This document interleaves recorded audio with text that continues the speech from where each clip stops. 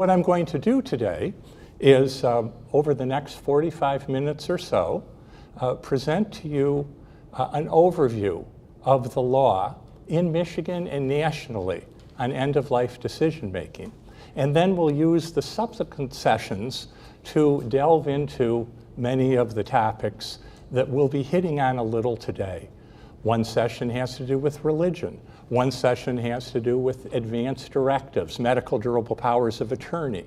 Another session has to do with how to confront issues when they arise, either issues that you have with family members or disputes that might arise between family and doctors. I will suggest to you that planning now for end-of-life medical treatment decisions is the way to go, is the much preferable to waiting to later on, to perhaps when a family member is on life support and then you're trying to figure out what to do.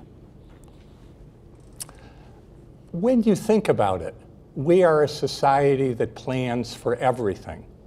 We plan when to work and when to play. We plan when to go on vacation. We plan our retirement. At my house, we plan what to watch at night by recording it in advance. We plan everything, but unfortunately, many people don't plan for decisions affecting you at the end of life. In fact, as Rabbi Syme indicated, 3 months ago, my mother passed away. She was just shy of 97 years old. She died at home in her own bed, surrounded by her family. She, especially during the last years of her life, spent a great deal of time with doctors and going to hospitals for test after test. Lots of people do that. But she knew, despite the trust she had in her doctors, that she didn't want to die in a hospital in a strange bed. She wanted to die surrounded by her family without tubes and equipment.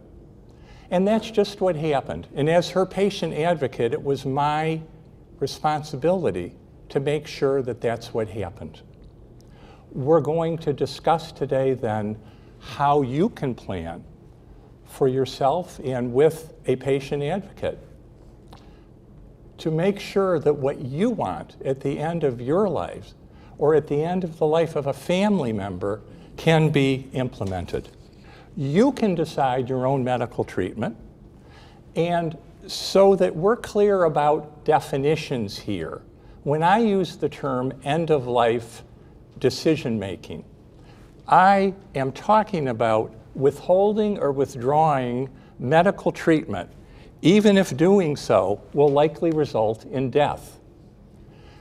I completely distinguish, and I hope you do too, physician-assisted suicide and euthanasia. You know, I think it was just in the last 2 weeks watching some of the Red Wing games, I saw on television some ads of Jeff Feiger.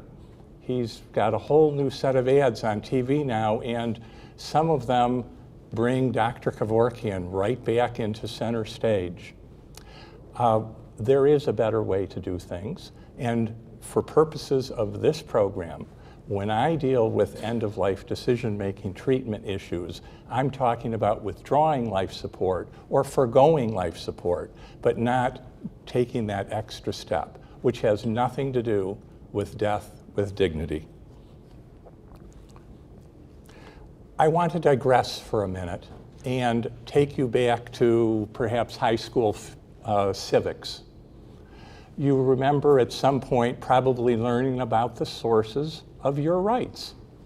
Well, there are essentially 3 sources of your rights, and then we're going to tie this into the right to forego treatment. There's, of course, the Constitution, our federal Constitution or state Constitution, statutes, and common law. I'm going to give you a quick example of each of them.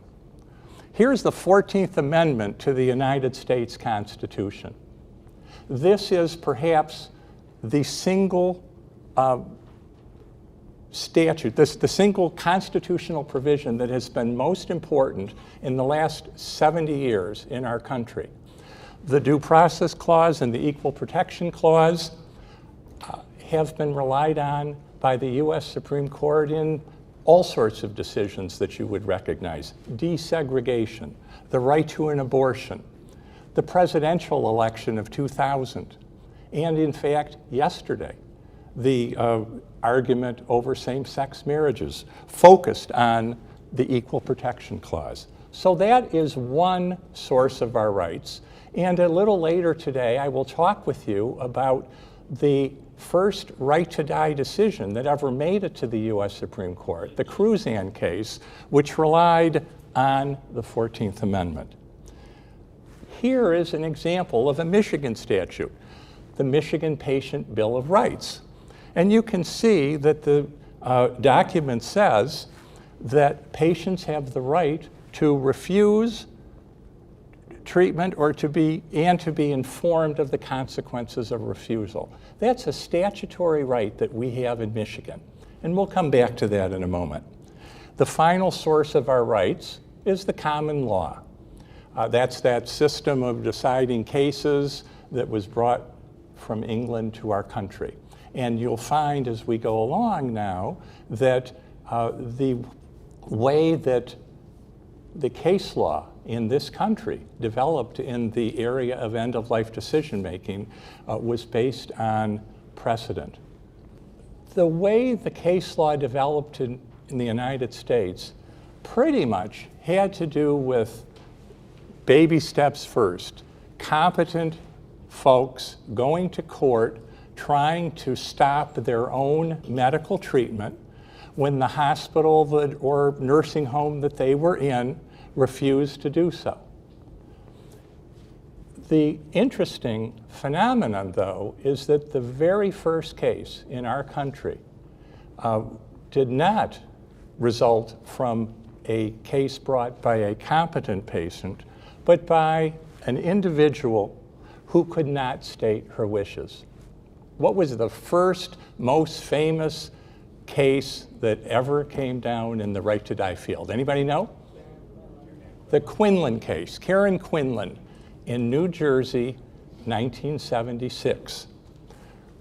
Let me tell you a little bit about the Karen Quinlan case. Karen, it is believed, went to a party and had drugs and alcohol. And that mixture, it is felt, somehow put her into a state of unconsciousness. She lapsed into what's called a persistent vegetative state, which is really an unconscious state where the patient may experience episodes of eyes being open, darting around the room, but unconscious nevertheless. She needed to be kept alive by a ventilator to help her breathe. And after months and months of care, Karen's parents decided that no treatment was going to help her, and they wanted to discontinue her ventilator support.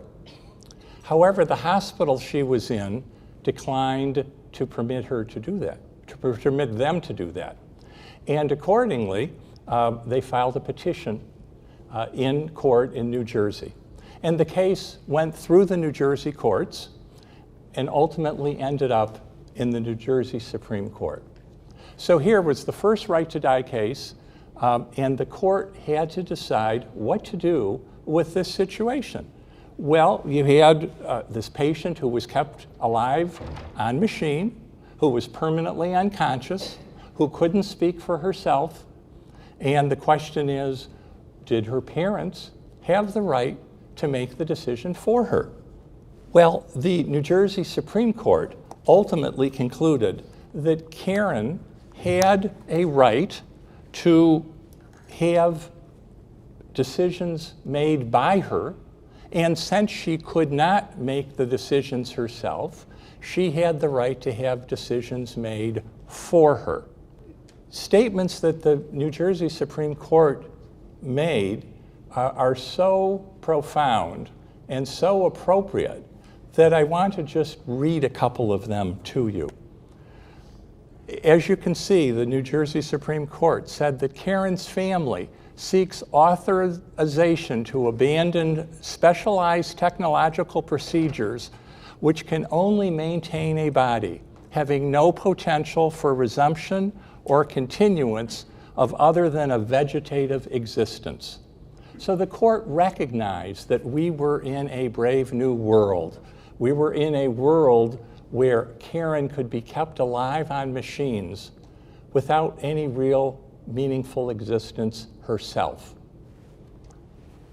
The court then said, what do we do because Karen can't make the decision? Did she have a right to make the decision, and is that right lost because she can't? And the court said, as you can see, we have no doubt that if Karen were herself miraculously lucid for an interval and perceptive of her irreversible condition, she could effectively decide upon discontinuance of the life support apparatus, even if it meant the prospect of natural death. So the New Jersey Supreme Court, for the very first time in this country, held that Karen's parents could act for her to preserve the constitutional right that she had to decline unwanted and unnecessary medical care. I said a moment ago that, but for the Quinlan decision, the courts in this country really took baby steps to try to get to where we are today. And those baby steps began by dealing with cases brought by competent individuals. So in Michigan, there were really 3 cases brought by individuals who still were able to express themselves.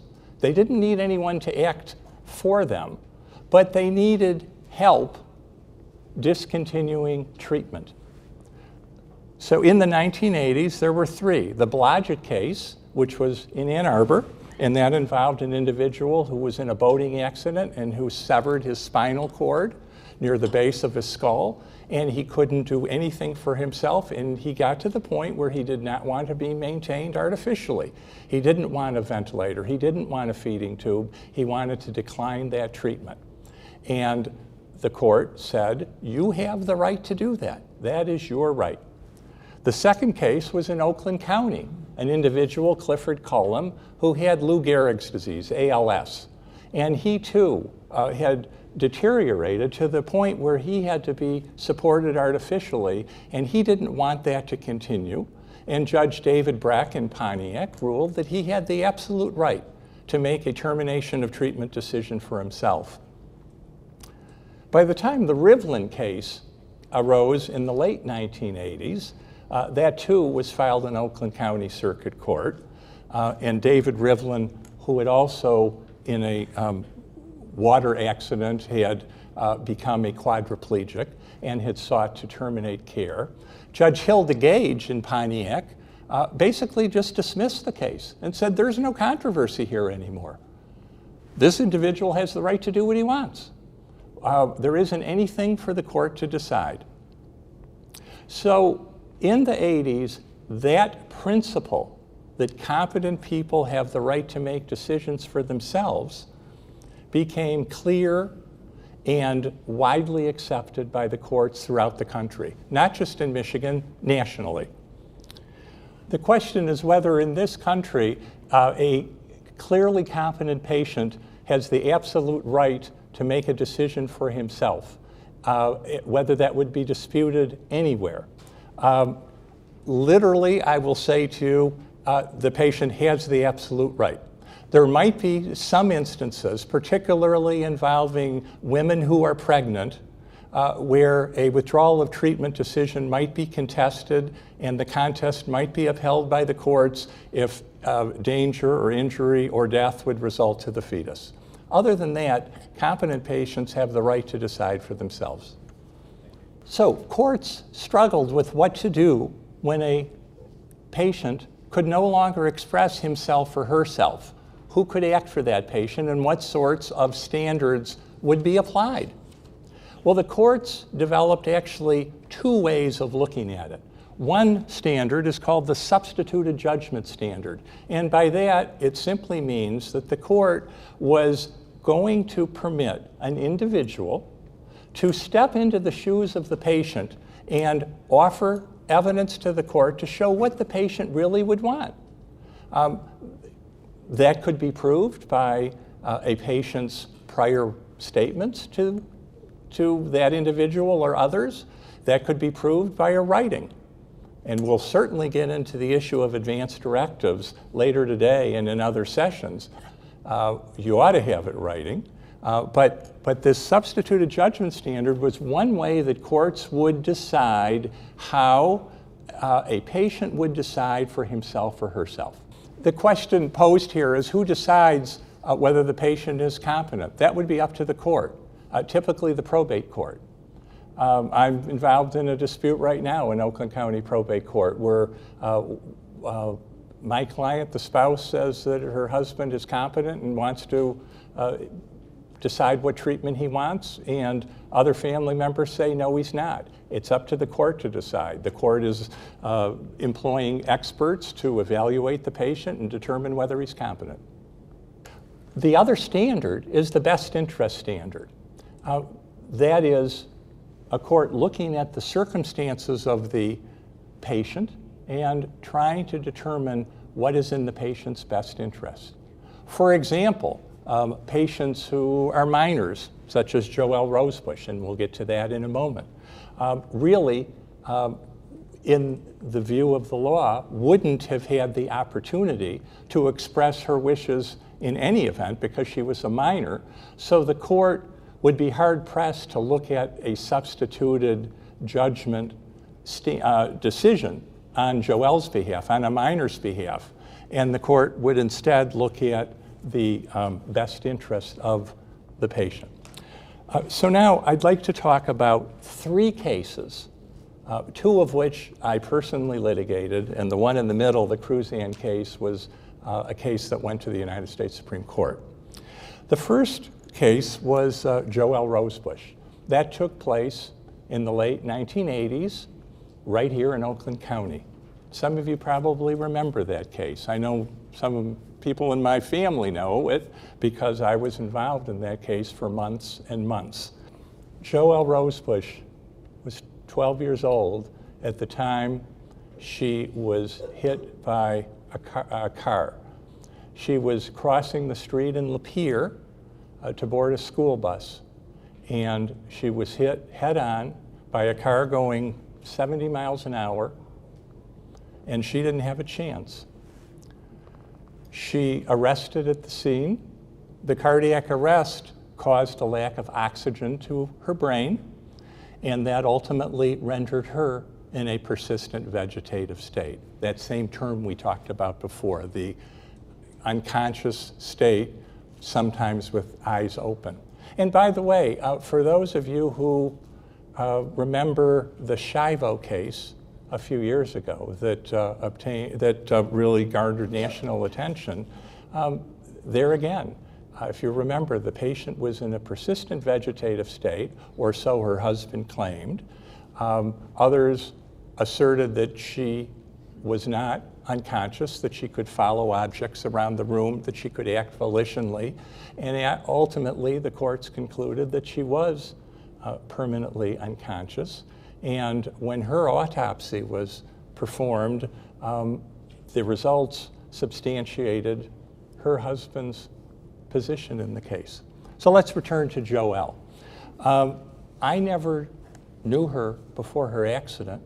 By all accounts, she was a happy, beautiful, loving girl. I only met her on life support, supported by a ventilator, supported by a feeding tube, permanently unconscious. Joelle's parents sought treatment for her first in Lapeer County at Lapeer Hospital, where she was taken after the accident, and then at William Beaumont Hospital, and then at a couple other hospitals and a variety of nursing homes and rehab facilities. Ultimately, her parents called on Children's Hospital for a consult. They wanted to know what treatment could be provided to make their daughter improve. And unfortunately, but understandably, the treating doctor, the brain surgeon at Children's, who had a national reputation, Alexa Kennedy, told them there wasn't anything that they could do to help their daughter, that further treatment was pointless. They didn't want to accept that. They continued further treatment. And ultimately, eventually, they realized that nothing could be done to help her. They asked Dr. Kennedy if Joelle could be transferred to Children's Hospital so that her ventilator support could be terminated. And Dr. Kennedy turned the matter over to the Ethics Committee at Children's Hospital. I was a member of that Ethics Committee and actually had helped set it up and sat on the committee with members of the clergy, doctors, nurses, social workers, and other representatives of the lay community. And we carefully considered her case and ultimately determined that it would be appropriate for Joelle to be transferred to Children's Hospital so that her ventilator could be turned off. The prosecutor in Oakland County had other ideas. One of the nurses at a rehab facility where Joelle was being cared for went to the prosecutor and said essentially that what the parents wanted to do was wrong. And this was at a time when Brooks Patterson, who was the current prosecutor, Oakland County prosecutor, had just announced he was going to step down. And there was going to be somewhat of a contest within the prosecutor's office to see who would be the heir apparent to Mr. Patterson. Well, the mantle was passed to Richard Thompson, who ultimately became prosecutor. And he decided that he ought to challenge what Joelle's parents wanted to do. And so he filed a lawsuit. The parents of Joelle learned about it by reading it in the newspapers. The judge had issued a temporary restraining order, an ex parte temporary restraining order, which is an order that the court enters without the benefit of hearing from both sides. And it was served on Joelle's parents, and they were enjoined from transferring their daughter for termination of life support. The prosecutor accused them of trying to murder their daughter. Well, they turned to me to represent them. I guess I was the only lawyer they knew. They knew me from the ethics committee and asked me if I would represent them. And I said I would. I had never handled a right to die case before. This was the first contested right to die case in Michigan. So I did my homework and set out to represent them and to battle the ability of the prosecutor to wage his fight in the newspapers. The Rosebush case was a first in many respects. It was the first adversarial right to die case in Michigan. It was the first time that TVs were allowed in a courtroom in Michigan. There was a rule adopted by the Michigan Supreme Court on a trial basis permitting television cameras to be in the courtroom. And this was the first case. The prosecutor wanted it on TV. The judge probably didn't mind because he was running for election to the Court of Appeals. And I filed a motion and asked that the TVs be prohibited from being in the courtroom. I knew I would lose, but it was the right thing to do. And the judge denied the motion and the TVs were in the courtroom. Well, we had a few months of pretrial activities and then the trial, and every single doctor who testified said that there was nothing that could be done to benefit Joelle. The court had appointed a very well-respected lawyer in Michigan, George Gugasian, to serve as the guardian ad litem for Joelle, and he did a thorough investigation and ultimately provided a report to the court saying, quote, "Whatever makes Joelle no longer exists," end quote. So he was in favor of withdrawal of life support, and that's ultimately what the judge concluded, that the parents could make that decision. Now, Judge Kuhn, who was the trial judge, was Catholic, and the family was Catholic. And I wanted to make sure that the judge knew that even under Catholic doctrine, withdrawal of life support was an appropriate thing. And I knew that if the judge didn't hear that testimony, it would be harder to get him to rule in our favor. So I had the family's priest testify. And he testified that withdrawal of life support was clearly appropriate under the circumstances here. The question is whether guardians ad litem can be appointed for adults and not just children. The answer is yes, absolutely. If an adult is the subject of a probate action, or sometimes even a circuit court action, if there's any question about the ability of that individual to speak for himself or herself, the court will appoint a guardian. The question is whether there was any possibility of a conflict or conflict of interest charges against me because I was involved with Children's Hospital and representing the family. You have a good memory. The first motion that the prosecutor filed in the case was to try to disqualify me, claiming that I was a member of the ethics committee, so I couldn't represent the family. And boy, that was in the newspapers too, and I thought, what a horrible reflection it is on me, and I was fighting this tooth and nail. And the judge ultimately said, there's no conflict here. You know, if anything, Mr. Broder knows something about the law, and he ought to be able to represent this family. The fact that he's on the ethics committee has nothing to do with it. So that's how he came down. The question is this. What was the dispute? Why didn't the prosecutor simply recognize what the law was in this area? Well, the Quinlan decision was New Jersey. That wasn't binding on the courts in Michigan. Joelle Rosebush couldn't speak for herself. Her parents wanted to speak for her, thought they had the right to speak for her.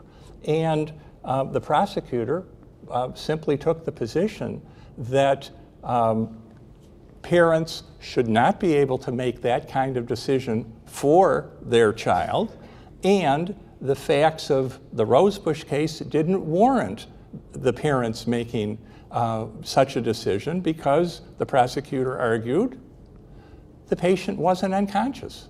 The patient could interact with people, could track objects around the room.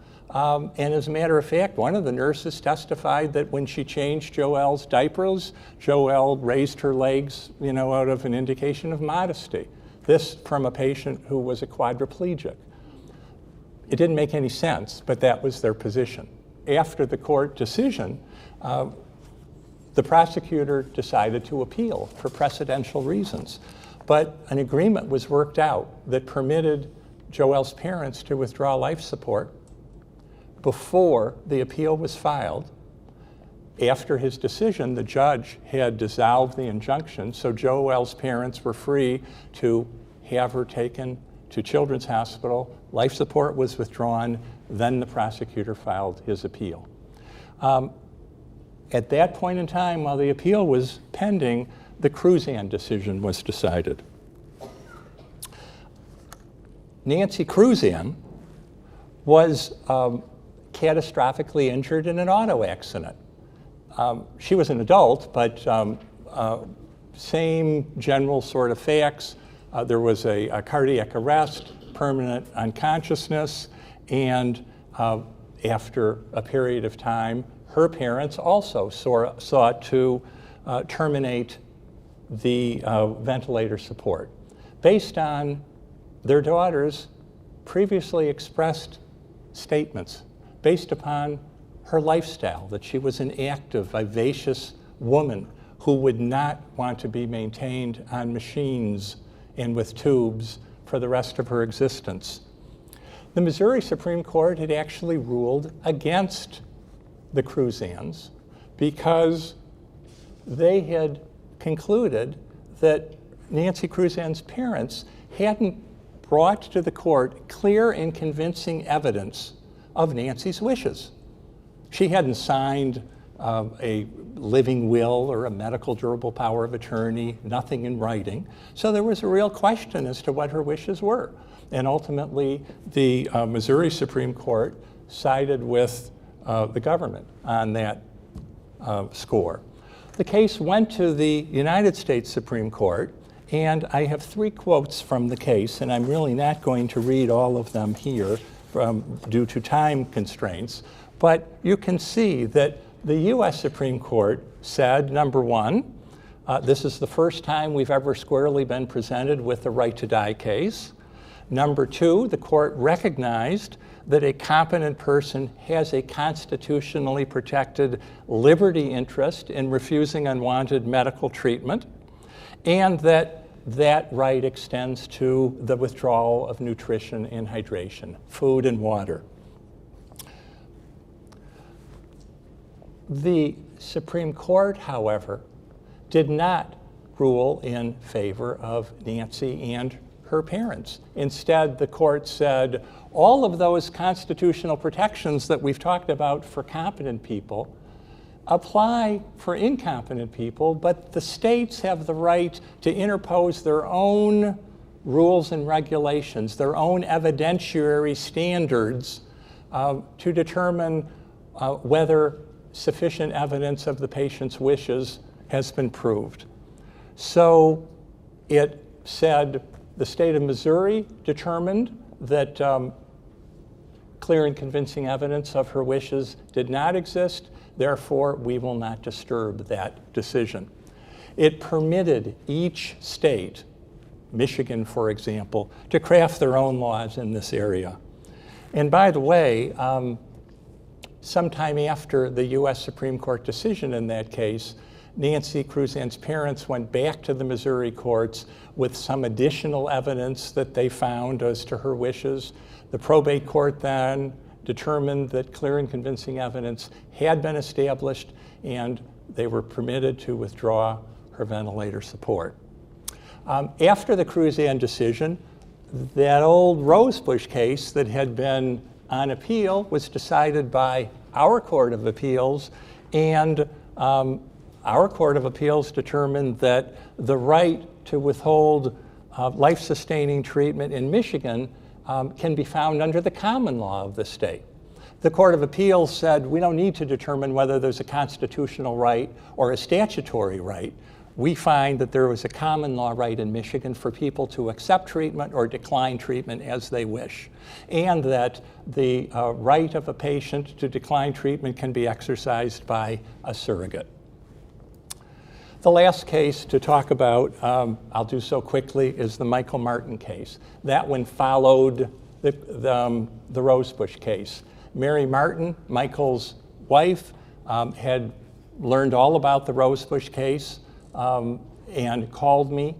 She was in Grand Rapids. She explained that she and her family had been out to dinner one night. They were going to dinner in January of 1987. Their car stalled on a train track and was hit by a Conrail locomotive. Melanie Martin, their daughter, was killed. Everyone in the car was injured. Michael, the most catastrophically injured other than Melanie. Mary explained to me that Michael had repeatedly, prior to the accident, said to her he never wanted to be maintained artificially on life support if he were in a helpless or hopeless condition. They talked about it when he watched movies. Gail Sayers, there was a movie about Gail Sayers that involved some of those issues. They had a variety of conversations.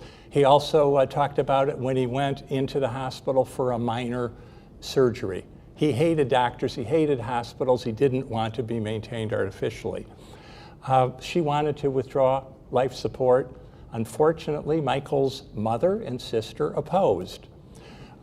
We did the same drill that we did in the Rosebush case. We went to an ethics committee, this time at Butterworth Hospital in Grand Rapids, and the hospital said withdrawal of life support is appropriate. But because of this family dispute, it wanted a court order before action could be taken.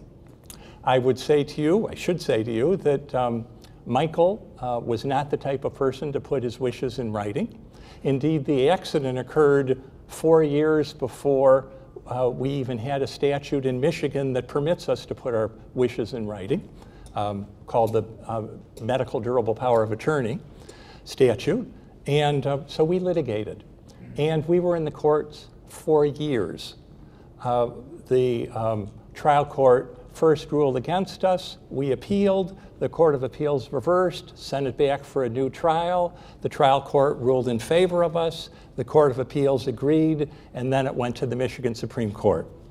The Michigan Supreme Court reversed using that old clear and convincing evidence bugaboo and decided that we hadn't shown by clear and convincing evidence that Michael did not want to be maintained artificially on life support in the circumstances in which he existed at the time. Well, Michael certainly didn't have a crystal ball to talk about what his existence would be years later, in a conscious but totally debilitated state.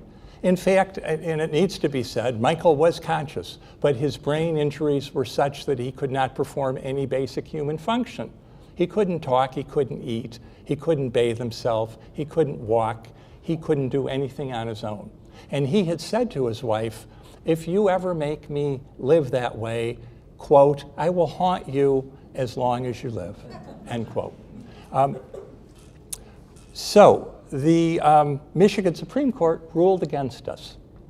There was a dissent. Actually, Justice Charles Levin wrote it.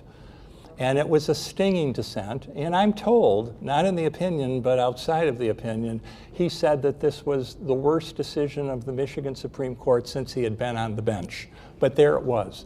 It was partially understandable because of the fact that Michael was conscious, not unconscious.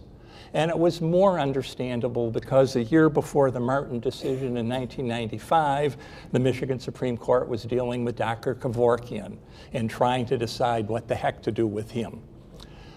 In every withdrawal of life support case that I litigated, I always had to make sure that the judges understood the difference between withdrawing life support on the one hand, or foregoing it totally, and physician-assisted suicide or euthanasia.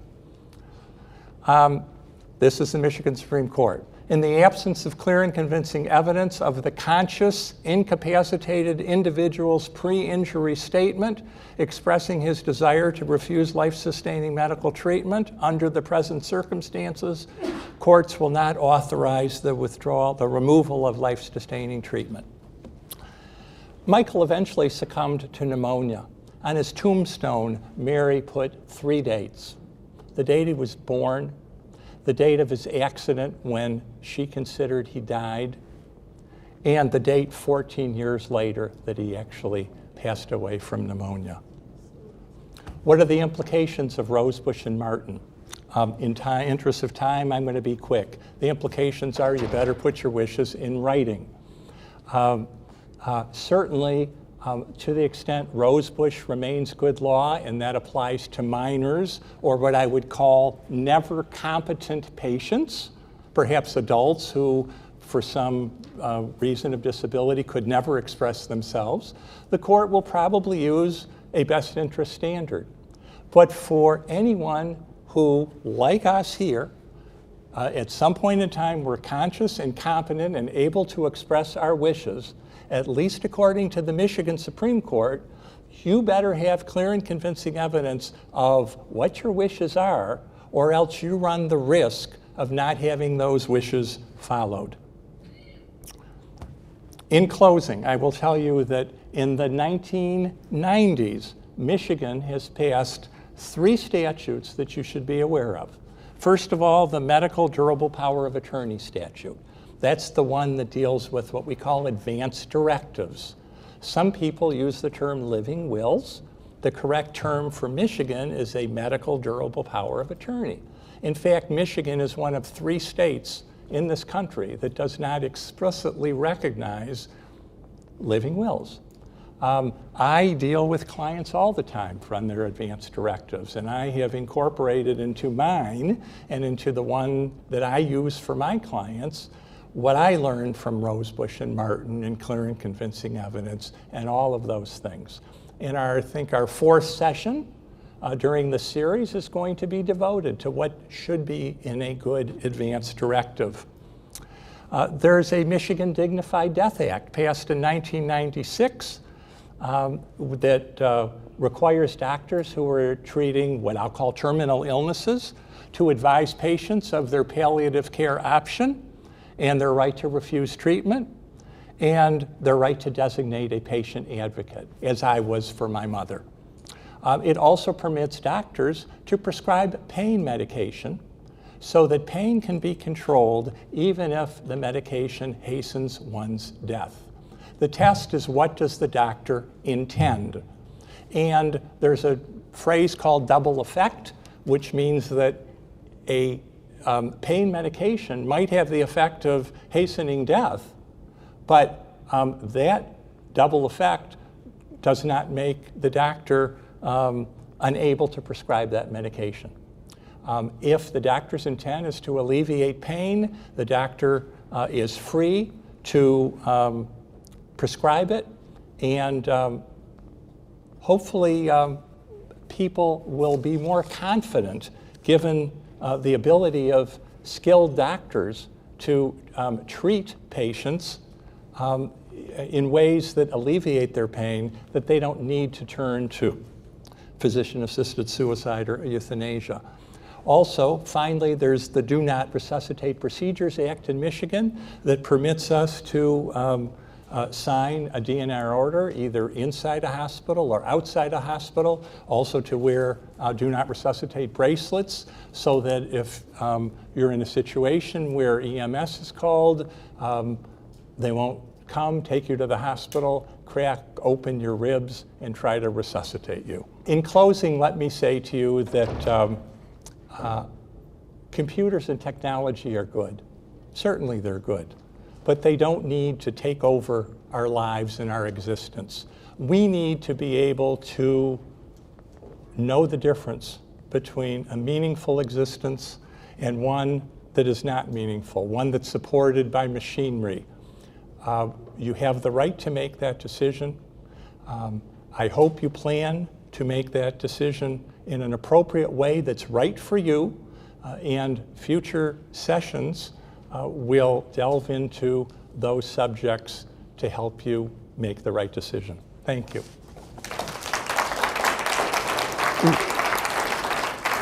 Are there any other questions that you have now? The question for your benefit is whether it's ever happened that anyone has essentially done someone in, killed someone in a family and said, well, this is what they wanted. Of course, it must have happened. I mean, those wouldn't necessarily be decisions that be instances that go to court where there is a decision that I could quote to you, but I'm sure it's happened.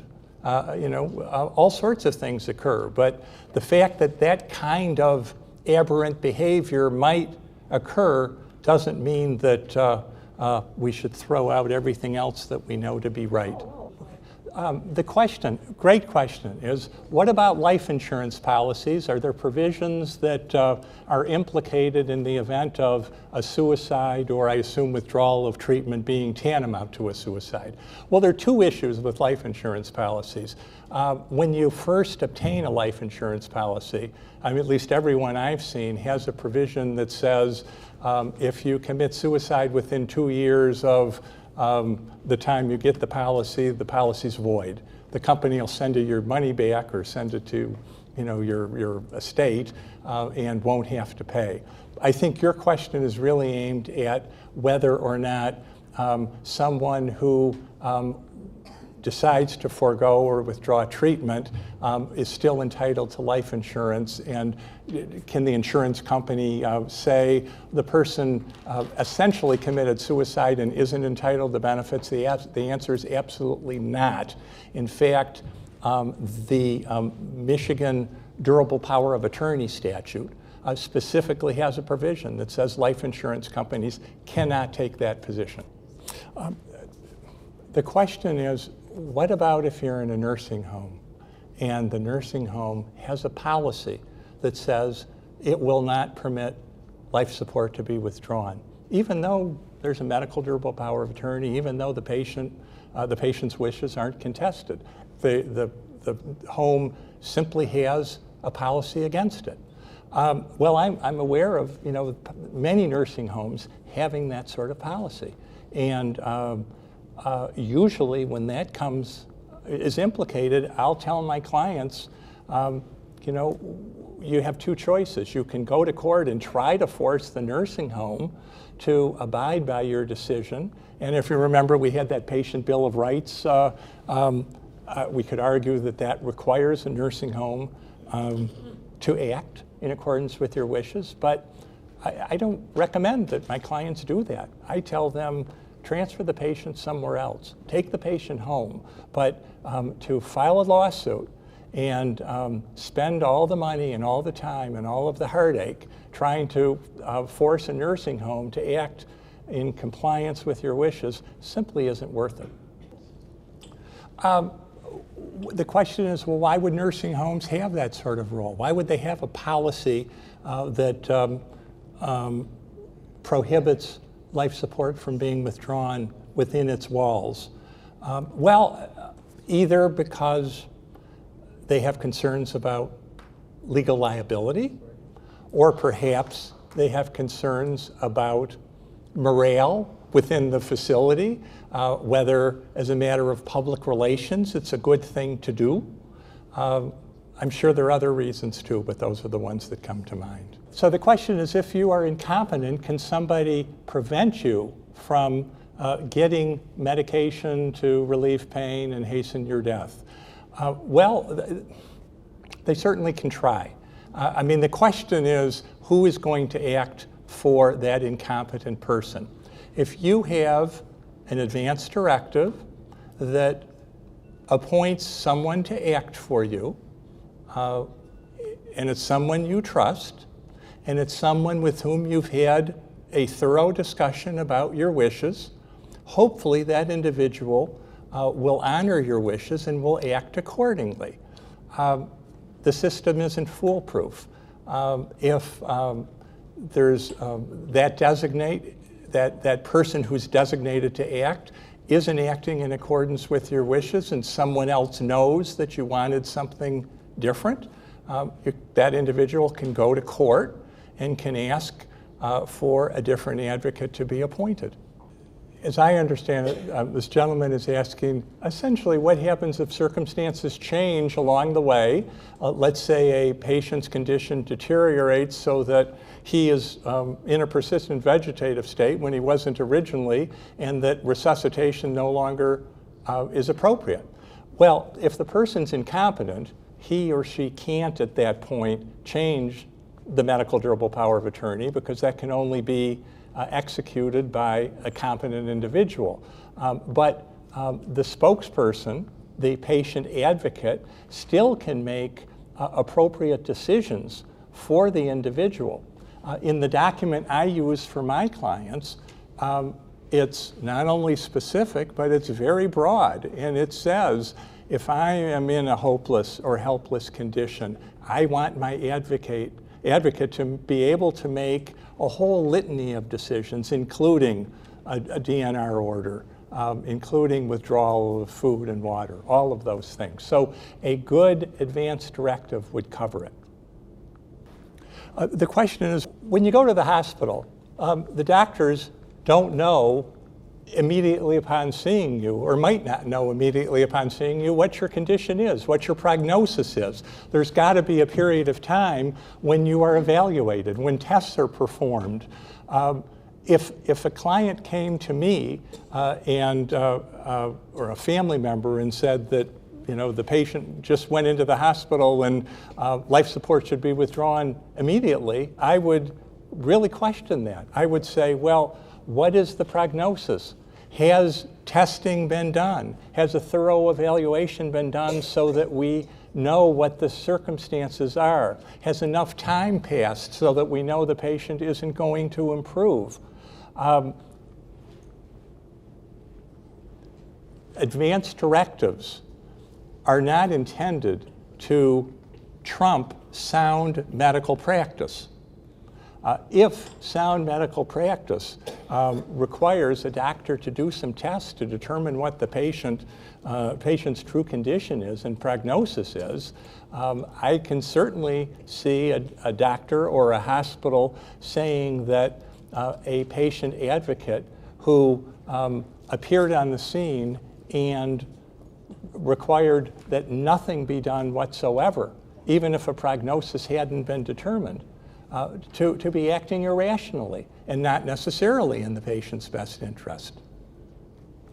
I had one case a few years ago up in Genesee County where a mother brought her daughter in who had severe neurological problems, and her position was, she had her durable power of attorney in hand, if you can't cure, don't treat.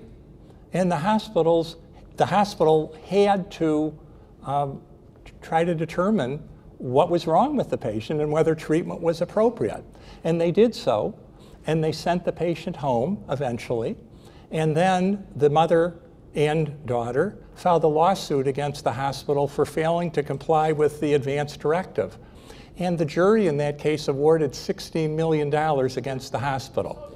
Now, I wasn't involved in that case. Happily, at that point, up to that point, the hospital then retained me to try to get that judgment set aside or reduced, and that's what we did. It was a decision that didn't make any sense whatsoever, but at least it was the statement of the Flint jury that, we want our patient advocates' directions to be followed and not hospitals to just go off half-cocked. Okay, I think we're done. Thank you very much for your attention.